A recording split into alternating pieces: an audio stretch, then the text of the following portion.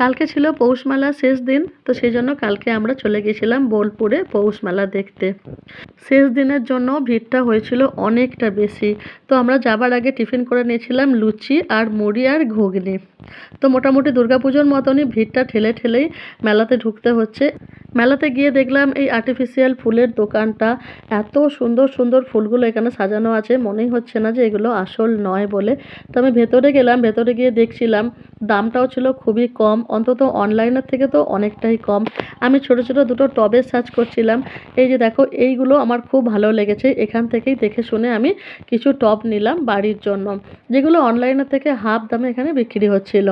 এখানে বড় বড় দুটো নাগরদোলা বসানো হয়েছিল ইলেকট্রিক, যেগুলো দেখতে যতটাই ভালো লাগছিল সামনে থেকে খুবই সাংঘাতিক। একটা ঘোরা শুরু হচ্ছে তো আর একটা বন্ধ থাকছে, এরকম পাশাপাশি নাগরদোলাগুলো যখন দুটো একসঙ্গে ঘুরছিল তখন অপূর্ব দেখতে লাগছিল। আমরা মাই বেটায় মেলাতে গেলে এই ড্রাগনে উঠি। এই ড্রাগনটাতে চড়তে আমাদের খুব ভালো লাগে, যখন খুব স্পিডে ঘোরে। এই যেখানে আমি আর স্বস্তিক দারুণ এনজয় করেছি, আর ড্রাগনটা খুব জোরে ঘুরছিল। আমরা ওই বড় নাগরদোলাতে চড়ার আর সাহস হয়নি, তবে এই নাগরদোলাটা আমাদের খুব সাংঘাতিক লেগেছে। এই যে নৌকার মতন, এটা যখন একদম উপরের দিকে উঠে যাচ্ছে মনে হচ্ছে যেন আকাশটাকে ছুঁয়েই ফেলবে। তবুও কিছু মানুষ যারা ভালোবাসে তারা এতে উঠেছিল, খুব আনন্দ করছিল।